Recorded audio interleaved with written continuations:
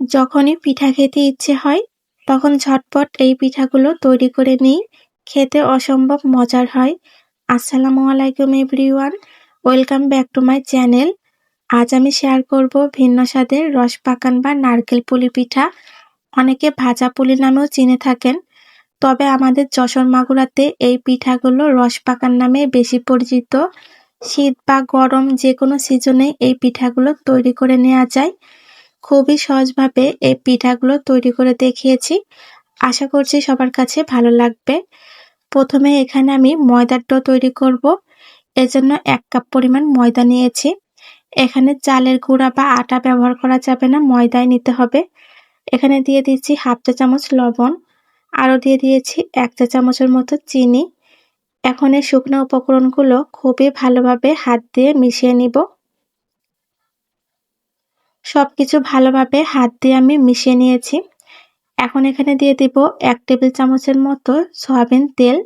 আপনারা চাইলে এখানে ঘি অথবা গলানো বাটার দিতে পারেন। ময়দার সঙ্গে তেল খুবই ভালোভাবে মিশিয়ে নিতে হবে।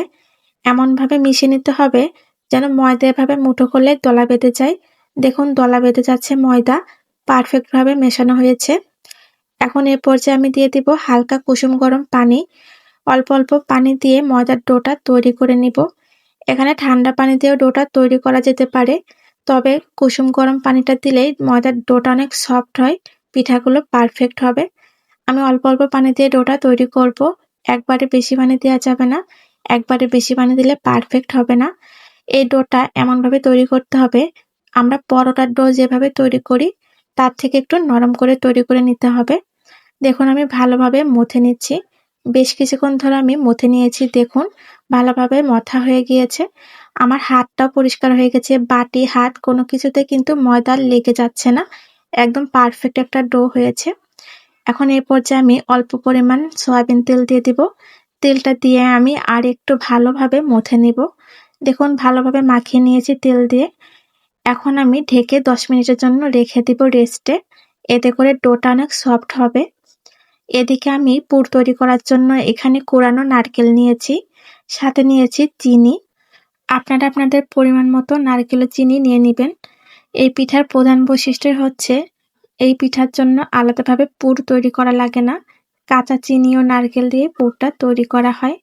তবে এখনই আমি নারকেল ও চিনি মিশাবো না। এদিকে ফিরে এসেছি 10 মিনিট পর। দেখুন ডোটা কতটা সফট হয়েছে, একদম পারফেক্ট হয়েছে। ডোটা আমি আর একটু হাত দিয়ে ভালোভাবে মথে নিব। এখন এখান থেকে ছোট একটা লেচি কেটে নিব। এই লেচিটা দিয়ে আমি ছোট রুটির মতো তৈরি করে নিব। এটা দিয়ে পিঠা তৈরি করে নিতে হবে। আমি অল্প পরিমাণ ময়দার গুঁড়া নিয়ে নিয়েছি। এতে করে রুটিটা বেলতে গেলে লেগে যাবে না। আমরা নরমালি যেমন রুটি তৈরি করি ঠিক সেভাবেই তৈরি করতে হবে। রুটিটা বেশি পাতলাও করা যাবে না, আবার বেশি মোটাও রাখা যাবে না। দেখুন রুটিটা তৈরি হয়ে গিয়েছে। বেশি পাতলাও না, বেশি মোটাও হয় নাই। এখন আমি পুর তৈরি করে নিব। এখন এ পর্যায়ে নারকেল ও চিনি মিশিয়ে নিতে হবে। আগের থেকে চিনি আর নারকেল মিশিয়ে রাখলে চিনি থেকে পানি ছেড়ে দিত। এজন্য আমি রুটিটা তৈরি করে তারপর চিনি আর নারকেল মিশাচ্ছি। অবশ্যই এ পর্যায়ে চিনি আর নারকেল মিশাবেন। আগে থেকে কখনোই মাখিয়ে রাখবেন না। আগে থেকে মাখিয়ে রাখলে চিনি থেকে পানি ছেড়ে পুরটা নষ্ট হয়ে যাবে। এভাবে চিনি দিয়ে মেখে যখন আমরা পিঠাটা তৈরি করে ভেজে নিব, তখন দেখবেন চিনিটা ভেতরে গলে গিয়ে রসে পরিণত হবে। পিঠাগুলো খেতে অসম্ভব মজার হয়। এখন আমি এখান থেকে পরিমাণ মতো পুর নিয়ে নিয়েছি পিঠা তৈরির জন্য। এখন এখানে পুরটা আমি দিয়ে দিব। পুরটা এভাবে একটু ছড়িয়ে দিতে হবে। দেখুন আমি কিভাবে দিচ্ছি। এখন রুটির সাইডে একটু পানি লাগিয়ে দেব। এতে করে পিঠাটা ভাঁজ দিলে ভালোভাবে লেগে থাকবে।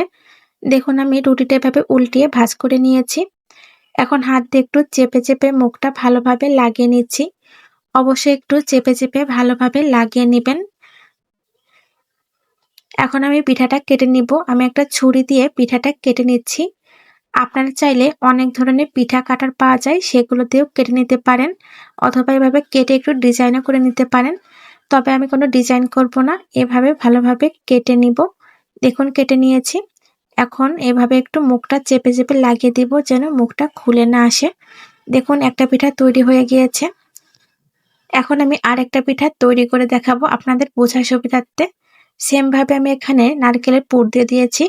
তারপর রুটির সাইডে এভাবে পানি লাগিয়ে ভাঁজ করে দিলাম। দিয়ে মুখটা ভালোভাবে চেপে লাগিয়ে দিব। এভাবে চেপে লাগিয়ে দিয়ে একটা ছুরি দিয়ে কেটে পিঠাটা তৈরি করে নিব। এই পিঠাগুলো কিন্তু একবারে তৈরি করে ভাজতে যাবেন না। ৪-৫ টা করে তৈরি করে ভেজে তারপর বাকিগুলো ভাজবেন।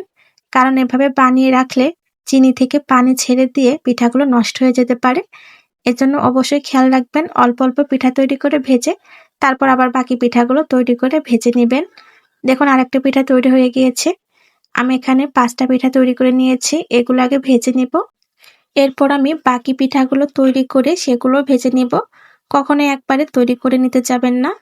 এদিকে আমি চুলাতে একটা কড়াই বসিয়ে তেল গরম করে নিয়েছি। তেলটা একটু বেশি পরিমাণে দিবেন যেন পিঠাগুলো তেলের নিচে ডুবে থাকে। এখন আমি পিঠাগুলো দিয়ে ভেজে নিব। এ পর্যায়ে চুলার জালটা মিডিয়াম হিটে রেখে পিঠাগুলো ভেজে নিতে হবে। পিঠাগুলো কিন্তু অতিরিক্ত ভেজে ক্রিস্পি করা লাগবে না। হালকা ভাজতে হবে, এতে করে পিঠাগুলো নরম থাকবে। চুলার জালটা মিডিয়াম হিটে রেখে পিঠাগুলো ভেজে নিতে হবে। এতে করে পিঠার মধ্যে কাঁচা থাকবে না। নারকেলগুলো কিন্তু তেলের হিটে ভালোভাবে নরম হয়ে যাবে। ভেতরের চিনিগুলো গলে রসে পরিণত হবে। এভাবে রসে পরিণত হওয়ার কারণে পিঠাগুলো খেতে বেশি মজার হয়। এজন্য এই পিঠাকে কিন্তু রসপাকান পিঠা বলে। দেখুন আমি বেশ কিছুক্ষণ ধরে ভেজে নিয়েছি। ওপরে হালকা বাদামি একটা কালার চলে এসেছে। আর বেশি ক্রিস্পি করে ভাজা যাবে না। এ পর্যায়ে চুলা থেকে নামিয়ে নিতে হবে। আমি তেল থেকে সবগুলো পিঠা তুলে নিচ্ছি। বাকি পিঠাগুলো সেম ভাবে তৈরি করে ভেজে নিব। এমন নিত্য নতুন রেসিপি পেতে আমার চ্যানেলটি সাবস্ক্রাইব করে রাখবেন। যারা ফেসবুক পেজ থেকে দেখছেন পেজটি ফলো দিয়ে রাখবেন। এতে নিত্য নতুন রেসিপি আপলোড দিলেই আপনাদের কাছে পৌঁছে যাবে। তৈরি হয়ে গেল খুবই মজাদার ভিন্ন স্বাদের রসপাকান বা নারকেল পুলি পিঠা। আমাদের যশোর মাগুরাতে রসপাকান নামে বেশি পরিচিত। কে কি নামে চিনেন অবশ্যই জানাবেন। এই পিঠাগুলো ওপরে ক্রিস্পি হয় এবং ভেতরে রসে ভরপুর থাকে। খেতে অসম্ভব মজার হয়। একবার হলেও এভাবে ট্রাই করে দেখবেন। আজকের মতো এ পর্যন্তই। আবারও হাজির হব নতুন কোনো রেসিপি নিয়ে। সবাই ভালো থাকবেন। আল্লাহ হাফেজ।